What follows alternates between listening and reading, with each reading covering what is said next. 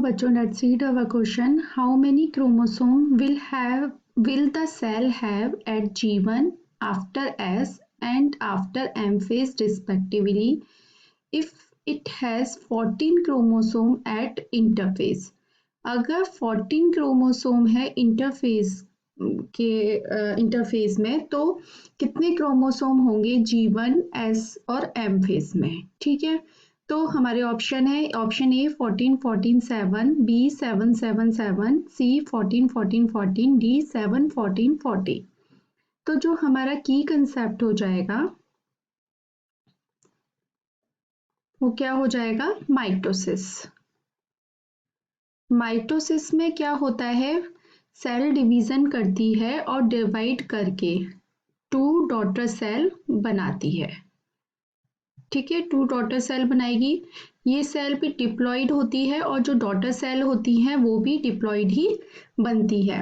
ये जो mitosis division होता है इसकी वजह से ही इसको इक्वेशनल डिवीजन भी बोला जाता है। ठीक है, और ये किसमें होता है? मेन सोमेटिक सेल्स में होता है। किसमें होता है? सोमेटिक सेल्स में मिलता है। अब ये माइटोसिस डिवीजन से पहले क्या इंटरफेस आती है, जिसमें कि इंटरफेस आती है जिसमें कि आपके कौन कौन सी फेज होती हैं? G1, S, G2, then M phase. M phase को ही बोलते हैं माइटोटिक या एक्चुअल जो सेल डिवीजन की फेज होती है उसको बोलते हैं M फेज। ठीक है, G1 जो होती है प्रिपरेशन फेज होती है जिसमें कि सेल जो रेप्लिकेशन की DNA रेप्लिकेशन की जो प्रिपरेशन होती है वो G1 में होती है। फिर S फेज जो होती है वो क्या होती है? DNA, जिसमें कि DNA रेप्लिकेट करता है, DNA रेप्लिकेशन होता है। इसके बाद G2 फेज आती है, वो भी प्रिपरेशन की ग्रोथ और प्रिपरेशन की फेज होती है जिसमें कि सेल डिवीजन की जो तैयारियां होती हैं वो जो होती हैं प्रोटीन जो बनते हैं वो किस में बनते हैं? G2 फेज में बनते हैं। अब क्या होता है? एस फेज में क्या होता है? डीएनए का रेप्लिकेशन होता है, यानी कि डीएनए जो होता है वो क्या हो जाता है? डबल हो जाता है। लेकिन जो क्रोमोसोम नंबर होते हैं वो क्या रहेंगे? स्टेबल रहेंगे, क्रोमोसोम नंबर चेंज नहीं होंगे। एस फेज में क्या होगा? No change in chromosome number. ठीक है, अब ये क्वेश्चन में क्या दे रखा है कि इंटरफेस में हमारे पास कितने हैं? 14 क्रोमोसोम है। स्पेशली इस पर हमें ध्यान देना है कि ये क्रोमोसोम्स की बात कर रहा है। ठीक है, 14 क्रोमोसोम है। इसके बाद जो हमारी फेज आएंगी वो क्या आएंगी इंटरफेस में? G1, S, G2 and then M phase. तो इंटरफेज 14 क्रोमोसोम है, G1 में भी क्या होगा? 14 क्रोमोसोम होगा।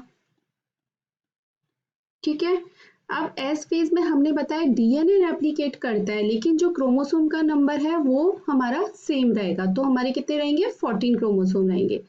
G2 प्रिपरेशन फेज है तो उसमें तो कोई चेंजेस होता नहीं है, तो इसमें भी सेम रहेंगे। एम फेज में भी आपके 14 ही क्रोमोसोम रहेंगे, क्योंकि हमने बताया कि एक 2n सेल है, डिप्लॉइड सेल है, जब ये डिवाइड करेगी और 2 डॉटर सेल बनाएगी तो उसमें भी जो क्रोमोसोम का नंबर होता है वो भी सेम रहता है, यानी कि डिवीजन के बाद भी क्रोमोसोम का नंबर क्या आ रहा है? सेम हो रहा है। अगर एग्जाम्पल हम अपने डीएनए की बात करें, यहाँ पर हम मान के चलते हैं 2C डीएनए। ओके, एग्जाम्पल ले रहे हैं। G1 फेज में वो डीएनए कितना रहेगा? 2C रहेगा। S फेज में क्या हो रहा है? रेप्लिकेशन हो रहा है तो ये 4C हो जाएगा। G2 में भी ये 4C रहेगा। M फेज में आकर ये दोनों सेल में डिवाइड हो जाएगा, मतलब एक सेल में 2C और दूसरी सेल में भी 2C रहेगा। ठीक है, तो डीएनए जो हो रहा है डॉटर सेल में हाफ हाफ हो जा रहा है, लेकिन जो क्रोमोसोम का नंबर है वो क्या रह रहा है? हमारा सेम रह रहा है। तो जो हमारे क्वेश्चन में पूछा है कि 14 क्रोमोसोम है तो G1, S और M फेज में कितने रहेंगे, तो हमारा जो आंसर हो जाएगा वो हो जाएगा ऑप्शन सी 14 14 14। ए ऑप्शन गलत हो गया, बी गलत, डी भी रॉन्ग। तो हमारा जो आंसर बनेगा वो बनेगा ऑप्शन सी। आई होप आपको ये आंसर समझ में आया होगा। Thank you so much, all the best.